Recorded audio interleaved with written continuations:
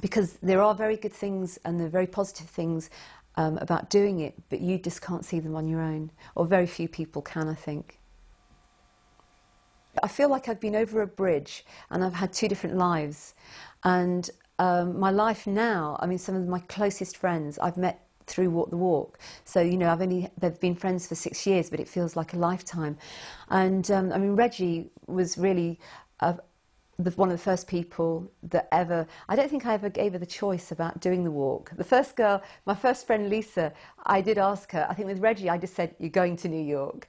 And of course Reggie had never done any sort of fitness or, you know, activities or anything like that. And but, you know, she was game for it, but she was fantastic to me. I remember her bringing me meals when I was in hospital, and, you know, driving me to places because I couldn't drive, and I just felt so cared for, and I really felt like, you know, there's the famous poem when, is it called Footprints?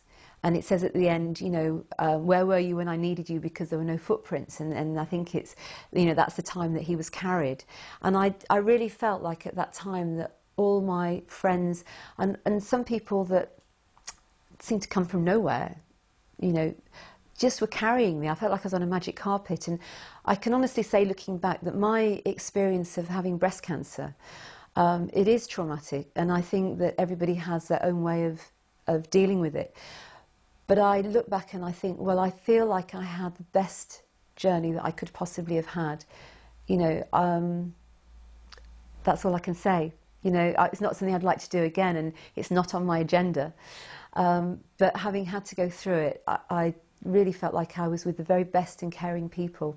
The first time that we did the walk, I always thought there was going to be, I sort of visualised it with, I suppose, hundreds. And when there was only 13 of us to start with, I was a bit like, oh, you know, this is not how I imagined it was going to be. But actually looking back, it was perfect, because we could never have managed 200 or 300 people. And I mean, no, certainly, I don't think I ever looked that far ahead. I mean, you know, Walk the Walk has always been a little bit, it's been very spontaneous, and that's one of the things I love about it. And it's been about women coming together, and it has got to this stage because of the women wanting to do it. I think that's what is most important to me. I think if everybody had done one and then said, well, you know, that was great, but thanks a lot, I would have happily sort of walked away from it, because it wasn't sort of like I had a business plan and this is where it's going to go to and this is how much we're going to raise. And it's just been a constant source of amazement. And it's almost, you know, I have sort of ideas and I think, oh, I wonder if we could do that. And I sort of put it out there, and it's like people just grab it and run with it. And it takes it on to the next level. And I mean, every year we seem to have a sort of a quantum leap. And it takes us into new places and sort of bigger and further afield. And I just look at people like Reggie and the people sort of around me, and especially on the Moonwalk on the night, I just find it completely overwhelming that these women are getting so much from it in lots of different ways, you know, whether it's empowerment or they're achieving something very special maybe for themselves if they've had breast cancer, or for somebody close to them. It might be they don't know anyone with breast cancer and they just think it's a completely wacky idea and, yeah, let's go and do it. You know, you shouldn't be on the street at midnight in your bra, but we're going to do it. And I think that's what I find so exciting about the whole thing, that it's really limitless, and it's running on the dynamic energy of the people that are involved in it.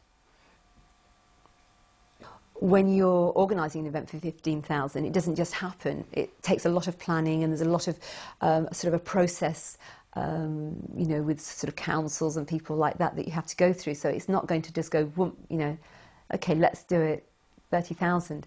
So we are sort of thinking, we do want it to get bigger. We want people to continue raising vast amounts of money, because it is a huge fundraising event. I can't think of another one like it really, you know, other than sort of the, you know, like Red Nose Days and things like that. But we are raising huge amounts of money in one night, and that would be very sad to stop, because it is making such a difference to the charities that we grant the money to. On the other hand, we also, I'm also very passionate about women and men really looking at the way they live, and, you know, how do they live? What do they eat? What are they actually eating? You know, and asking these questions. And power walking is a very sort of easy sport to bring into your life. I mean, people are walking anyway, and it just slightly changing the focus. You know, you start power walking, and I've seen the effect it's had on so many thousands of people. And for me, that's really important. I mean, my tumour was aggressive, and I'd had it for 3 years, and I had no idea. And I don't think I'm unusual.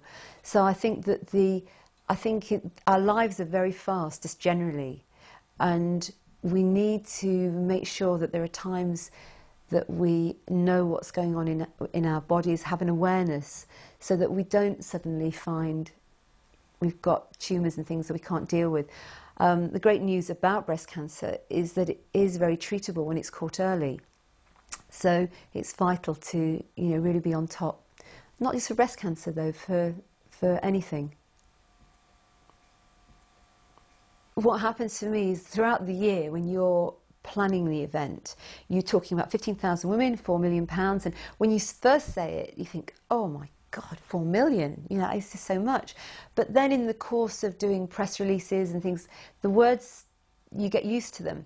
And then on the night, you know, you've had this big build up to the event and everyone's been rushing around.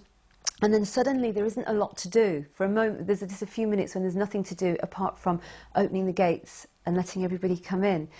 And I don't think I'm a shrinking wallflower. I mean, far from it, you know, with what I do. But it's a bit like having a party where you think, oh God, will anybody come? And then suddenly I see these thousands of women coming, and they're all in their T-shirts and their hats and their gloves and their bras and their black leggings, and they really look like a big team. And I just want to run. I'm so overwhelmed, and even just talking about it makes me feel really emotional, because I just think, my God, all these women are trusting me. I think that's the overriding thought for me, and it has been since the beginning, that every time I've said to these girls, okay, now we take our tops off and we're going to walk in our bras and this is what we're going to do.